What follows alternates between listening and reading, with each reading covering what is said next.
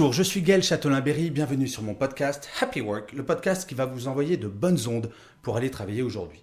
D'ailleurs, si vous aussi, vous voulez m'envoyer de bonnes ondes pour m'encourager à continuer Happy Work, n'hésitez pas à vous abonner ou à me laisser un commentaire 5 étoiles sur la plateforme de votre choix. Je vous assure, mon Happy Work à moi, eh bien c'est ça.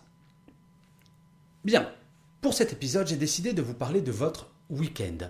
Saviez-vous que si vous pensez ne serait-ce qu'une seule fois à votre travail ce week-end, vous faites un pas de plus vers le burn-out? Oula, c'est pas très onde positive ça, vous allez me dire. Oui, ok, mais attendez, ça va venir.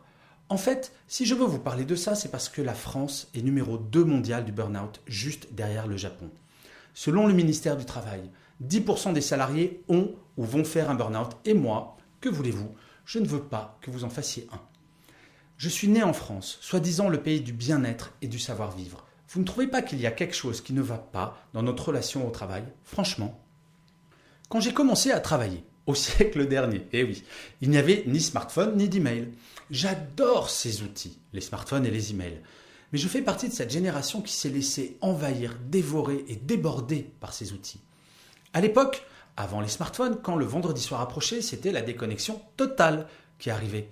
Je ne dis pas que je ne pensais pas de temps à autre au travail, mais en tout cas, je ne recevais pas la newsletter de ma boîte ou l'email de mon boss à 22h le samedi. Bien sûr, en période de stress, il pouvait m'arriver de penser à autre chose qu'à me détendre. Mais généralement, c'était le bonheur total. Alors moi, ce que je veux, c'est que vous, et surtout les plus jeunes d'entre vous qui n'avaient jamais connu ce temps béni sans smartphone, puissent enfin le découvrir. Je sais, ça fait un petit peu vieux crouton qui donne des leçons de dire ça. Mais attendez un petit peu, je vais vous expliquer. Je ne vais pas vous demander d'éteindre vos smartphones tout le week-end. Je sais ce que vous allez me dire. Non mais Gaël, c'est pas possible. Comment je fais s'il y a une urgence?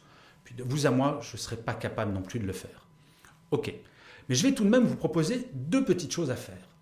La première, dans votre équipe, parlez de déconnexion. Faites une réunion avec vos collègues et votre manager pour en parler. Il ne s'agit pas de dire que vous ne voulez plus travailler, juste que vous souhaitez mieux travailler. Et donc, durant cette réunion, dans votre équipe, vous allez décider du comportement numérique idéal pour votre équipe. Par exemple, plus aucun mail après 19h et aucun mail d'aucune sorte pendant le week-end. S'il y a une urgence, vous appelez. Pas de mail qui vient vous rappeler le travail. Vous voulez impérativement vous avancer pour écrire un mail le dimanche?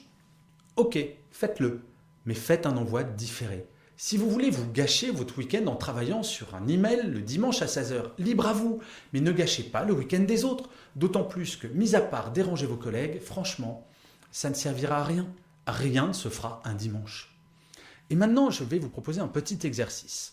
Le week-end prochain, partez faire une promenade de 1 ou 2 heures et laissez votre téléphone chez vous. Oui, pour les plus accros d'entre vous, cela risque au début d'être un petit peu compliqué. Mais une fois le pas franchi, vous verrez que vous aurez un sentiment incroyable de liberté. C'est tout le paradoxe des smartphones. Ils nous donnent le sentiment de nous accorder de la liberté dans bien des domaines, ce qui est vrai d'ailleurs. Alors que bien souvent, ils sont un boulet qui nous rattache à nos sources de stress, dont le travail. Alors si pendant quelques heures au début, puis pendant tout un week-end peut-être, vous pouviez vous enlever ce boulet, ça pourrait être sympa, non? Et pour finir, allez, un petit dernier exercice pour ce week-end. Quand vous allez vous réveiller samedi ou dimanche matin, si vous faites partie de ces 70% de Français qui regardent leur smartphone dans la demi-heure suivant votre réveil, essayez de repousser ce moment pour faire quelque chose que vous ne pourriez pas faire en semaine, quelque chose que vous aimez. Lire un livre, sortir acheter des croissants pour la famille, quelque chose de sympa, de simple, quelque chose qui vous déconnectera de l'environnement que vous connaissez toute la semaine. Vous savez, le métro, boulot, dodo que l'on connaît parfois. Je vous garantis, vous ne le regretterez pas.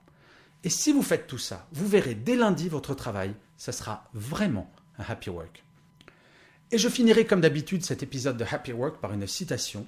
Et pour celui-ci, j'ai choisi une phrase de Friedrich Nietzsche qui disait « Nul bonheur, nulle sérénité, nulle espérance, nulle fierté, nulle jouissance de l'instant présent ne pourrait exister sans la faculté d'oubli. » Je vous remercie 1000 fois d'avoir écouté cet épisode de Happy Work. Je vous dis rendez-vous au prochain.